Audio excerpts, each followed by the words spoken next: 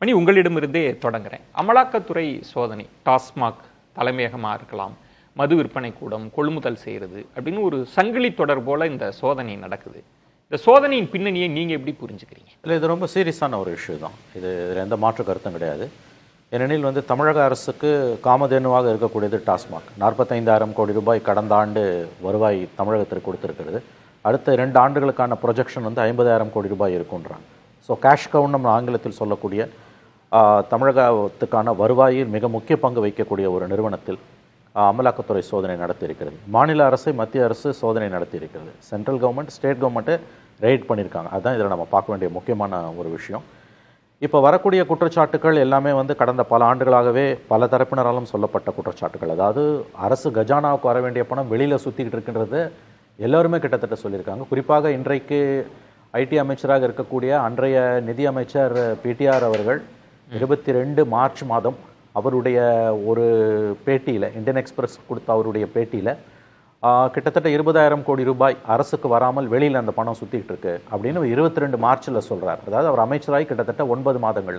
அவர் சொன்னது அதற்கு முந்தின எடப்பாடி காலத்தை சொல்கிறார். அவர் அதன் பிறகு இந்த 4 ஆண்டுகளில் அதை பற்றின பிரஸ்தாபம் எதுவும் இல்லை. அது அந்த பணம் உள்ளே கொண்டு வரப்பட்டதா, அது சிஸ்டத்துக்குள்ளே வந்ததா வரலையான்னு நமக்கு தெரியாது. ஒன்று. ரெண்டாவது, டாஸ்மாகுள்ள மிகப்பெரிய முறைகேடுகள் நடந்து கொண்டிருக்கிறது என்பதற்கான இன்னொரு மிகப்பெரிய உதாரணம், அந்த டாஸ்மாக் ஊழியர் சங்கத்தினுடைய தலைவர், சிஐடி யூனியனை சார்ந்த தலைவர்கள் தொடர்ச்சியாக கொடுக்கக்கூடிய பேட்டிகள் அதில் மிகப்பெரிய அளவுக்கு முறைகேடுகள் நடந்து கொண்டிருக்கின்றன என்பதை வெளிப்படையாகவே போட்டு காட்டிக் கொண்டிருக்கிறது.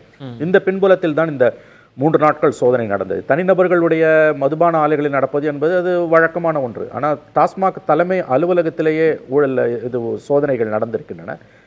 அஃப்கோர்ஸ் அதிகாரப்பூர்வமாக அமலாக்கத்துறை என்ஃபோர்ஸ்மெண்ட் டைரக்டரேட்டிடமிருந்து இதுவரையில் என்ன கைப்பற்றப்பட்டது அப்படின்ற எந்த தகவலும் வரல. யூஸ்வலாக வரும், இது வரைக்கும் வரல. ஆனால் திரு அன்புமணி ராமதாஸ் அறிக்கை சொல்றது, ஒரு பத்திரிகை செய்தியை கோடிட்டு 1000 கோடிக்கு ஊழல் நடந்திருப்பதாக செய்திகள் வருது, இது கட்சிக்கு போனதா சொல்லப்படுகிறது அப்படின்னா இது என்ன கசிய விடப்பட்ட செய்தி தான். இப்போ ஃபெடரலில் வந்தது, ஃபெடரல் வெப்சைட்டில் இன்றைக்கு வந்திருக்கக்கூடிய செய்தி 1000 crores ஒரு கிக் பேக் ஊழல் நடந்திருக்கிறது, கொடுத்திருக்கிறது. Just tip of an iceberg. இது ஆக்சுவலாக அங்கே உள்ள நடந்து 1,00,000 கோடிக்கு மேலே ஊழல் என்பதுதான் பரவலான கருத்தாக இருக்கிறது. இட்ஸ் பிக் ஸ்கேம்ன்றதுல எந்த சந்தேகமும் கிடையாது. இதை வெளிப்படையாக அமலாக்கத்துறை இதுவரைக்கும் செய்திகள் கசிய விடப்படுகின்றன. எனக்கு அதை எது செய்கிறாங்கன்னு தெரியல. அதை வைத்து தான் டாக்டர் அன்புமணி அவர்கள் இந்த ஸ்டேட்மெண்ட்டை இன்னைக்கு கொடுத்திருக்காரு.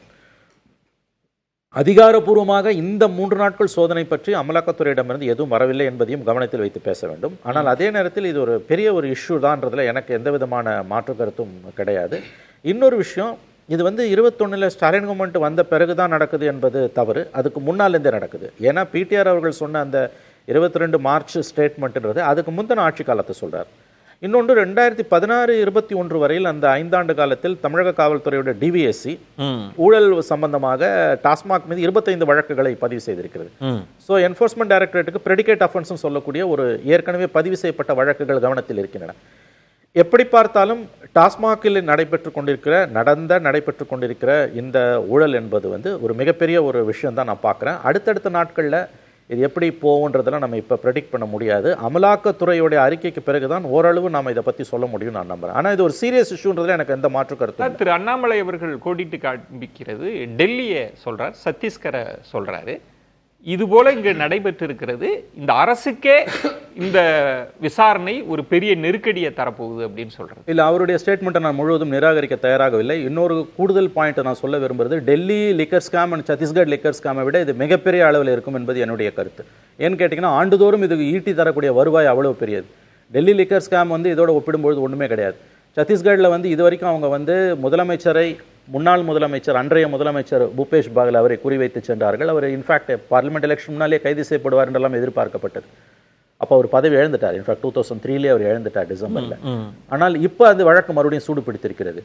இந்த ஒப்பீடு என்பது டெல்லி சத்தீஸ்கரை விட தமிழ்நாட்டில் இந்த விஷயம் ரொம்ப பெரியதாக இருக்கும் என்பதுதான் என்னுடைய அவதானிப்பு. ஏன்னு கேட்டிங்கன்னா, அதுக்கு நான் மறுபடியும் சொல்றேன், கடந்த பல ஆண்டுகளாக டாஸ்மாக் நம்முடைய மாநிலத்துக்கு ஈட்டி தரக்கூடிய வருவாய் ஒன்று.